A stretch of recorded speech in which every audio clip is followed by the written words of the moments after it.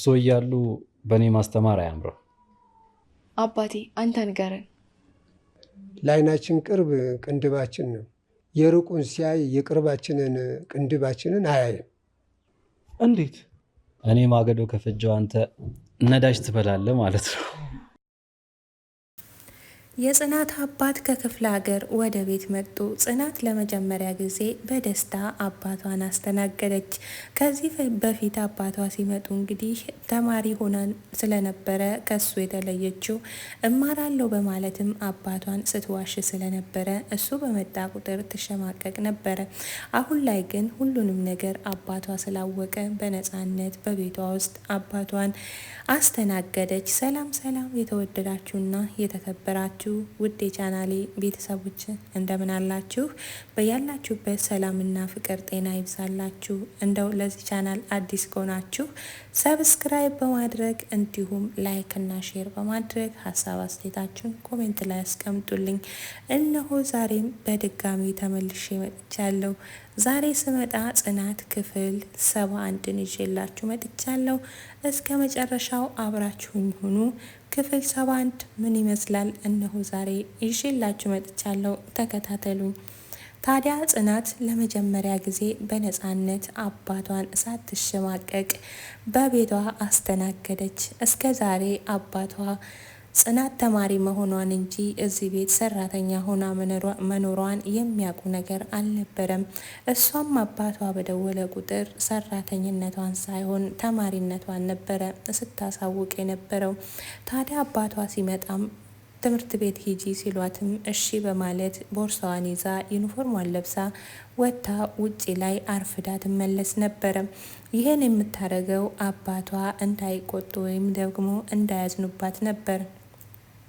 ታዲያ ዛሬ ላይ ሁሉንም ነገር አባቷ ስላወቁ በነፃነት አባቴን አስተናግዳለሁ ስትልም አባቷን እግር አጥባ ተቀበለች። ታዲያ አባቷ ከክፍለ ሀገር ሲመጡ ኪራ ነበረ ሄዶ የተቀበለው። ኪራ ሄዶ በተቀበለበት ጊዜ አባቷን እቃ በመኪና ይዞ የሄደው ቅዱስ ነበረ። ታዲያ አባቷ ሻወር ለመግባት ልብሴን አምጡልኝ ሲል እቃ አልመጣም ነበረ። ኪራም ተርበተበተ፣ በጣም ደነገጠ። ጽናት ወደ ኪራ መታ ስትጠይቀውም ምን ነበረ ምን አልሽ ብሎ ጭራሽ እንዳልሰማ ሲርበተበት ነበረ። ናሆምም እንግዲህ የሆነውን ነገር ነገራት። ቅዱስ እኮ ነበረ እቃቸውን ይዞ ሄደው አልመጣም፣ ግን ይመጣል በማለትም ናሆም እንግዲህ ለጽናት ያስረዳል። ጽናትም እሺ በቃ ሳሎኑ እኔ የሆነ ነገር ብዬ አባቴን አሳምናለሁ ትላለች። በሌላ በኩል ሰኒ እንግዲህ አለቃዋን ተሳድባም ከስራ ተባራለች። ሰኒ ሁልጊዜም የምትናገራቸውን ነገሮች ሳታስተውል ስለምትናገር አደጋ ላይ ይጥሏታል። ያሁኑ ግን የባሰ ነው። አለቃዋን ቦርጩ ብላ ጠራችው። ታዲያ ስልክ ሲደወልላት የስራ ስልክ ወይም ደግሞ የቀልድ መስሏት በእንቅልፍ ልቧ ስልክ አንስታ ስታናግር እንግዲህ አለቃዋን ቦርጩ በማለት ትጠራለች። ለምን እንደዛ አልሽ ብሎ ሲጠይቀኝ ገበያ ነበርኩ ቆጮ ልገዛ ሄጄ ለዛ ነው ቦርጩ ያልኩት በማለትም አልኩታት ትላለች። እሱም ዓይንሽን እንዳላይ ብሎ አባረረኝ ብላ ለጓደኞቿ ትናገራለች። ታዲያ ወደ ጽናት ቤት ስትመጣ ኪራና ናሆምም ይሄን ነገር ሰምተውባታል። ሲስቁባትም እናንተ ደግሞ ምን ሰምታችሁ ነው ትላለች። እነሱም ጽናትና ምሩ ሰሙ ማለት እኛ ሰማን ማለት ነው፣ ስለዚህ ሰምተናል በማለትም ይስቁባታል። እሷም ደነገጠች። በድጋሚ ወደ ኪችን ስትሄድ ውሃ እየጠጣች እያለች ክብሮም ይመጣል። ክብሮም ሲመጣ እንግዲህ እሱም የሰማ መስሏት አስቀድማ እራሷ ማውራት ጀመረች። እኔ አለቃዬን ቦርጮ አልኩት አላልኩት ምን ችግር ያመጣል እያለች ከራሷ ጋር ስታወራ ምን ብሎ ሲጠይቃት አልሰማህም ነበር እንዴ በማለት ትጠይቀዋለች። እሱም እኔ ቤት አልነበርኩም አልሰማውም ምንድን ነው ይላል። ወይኔ ተሸወድኩ በማለትም አያይ ውሸቴን ነው ቀልዴን ነው ሸውጅሃለው እያለችም ስትቀልድበት ነበረ። ታዲያ እሱም ደግሞ አንድ የያዘባት ስህተት ስለነበረ ሁሌም በዛች ስህተት ነበረ የሚያናድዳት። እሷም ኮሰረት የሚለው ነበረ። እሺ ኮሰረቴ በማለትም ጥሏት ይሄዳል። ታዲያ ሰኒ በእንደዚህ ነው ያለችው። ክብሮም ጋር አይጥና ድመት ሆነው እንግዲህ መንገድ ላይም እሱን ስታይ እሷ መሸሽ ጀመረች። እሱም እሷ ስትሸሽ በሌላኛው መንገድ ቀይሶ ይመጣባታል። በጣም ደነገጠች። እናቴ ትሙት ምንም እንዳትለኝ ትለዋለች። እሱም አልነካሽም፣ ምንም አልልሽም፣ ወደ ቤት እንሂድ ብለው ወደ ቤት ይገባሉ። ታዲያ የኪራ አባት መክሯቸው፣ የጽናት አባት መክሯቸው ለአይናችን ቅርቡ ቅንድባችን ነው፣ ግን ደግሞ አይናችን ቅንድባችንን አያይም። እኛም ከቅርባችን ያለውን ነገር አናይም፣ ከሩቅ ያለውን ነገር ነው የምናየው። ግራ ቀኛችንን ማየት መልካም ነው በማለትም እንግዲህ ሁላቸውንም በምክር መክረዋቸው አሁን ወደ ቤቴ መመለስ አለብኝ በማለትም ወደ ቤት ለመመለስ ያስባሉ።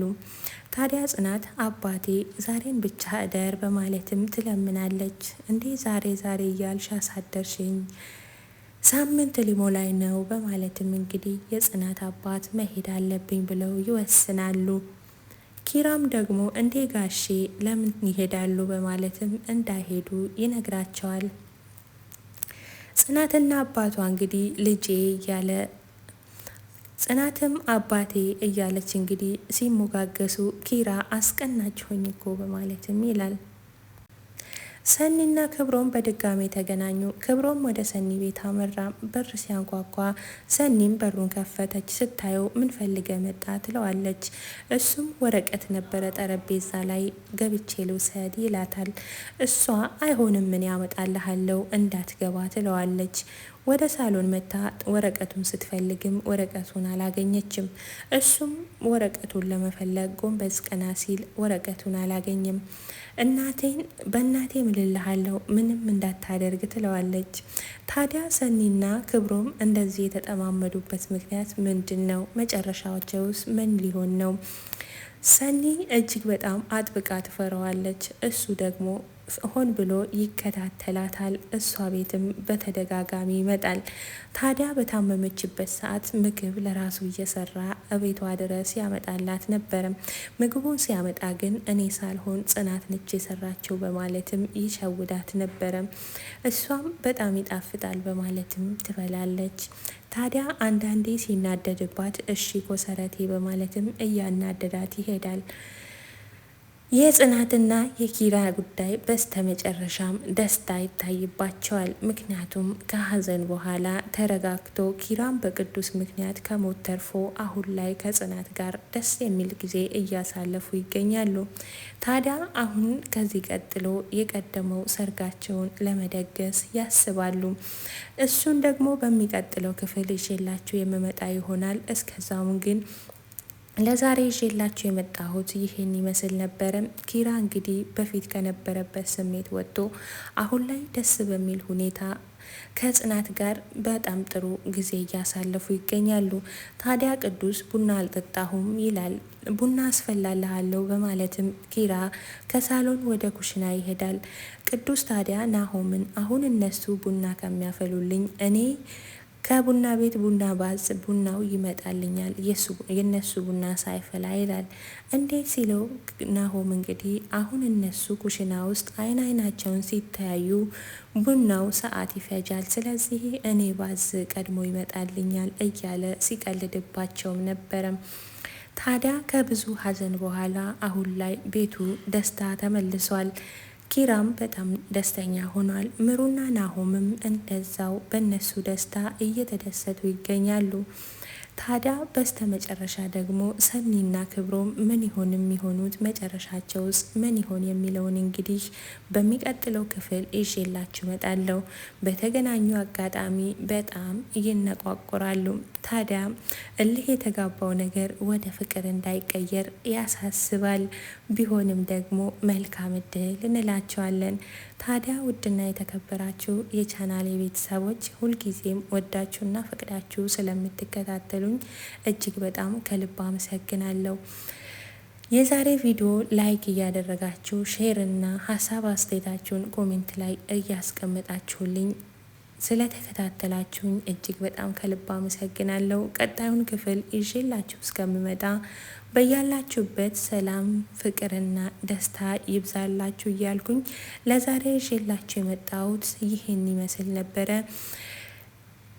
ስለተከታተላችሁኝ እጅግ በጣም ከልብ ነው ማመሰግነው። ሰላማችሁ ይብዛልኝ። ወዳችኋለሁ፣ አከብራችኋለሁ። በያላችሁበት ሰላም ሁኑልኝ። ባይ ባይ።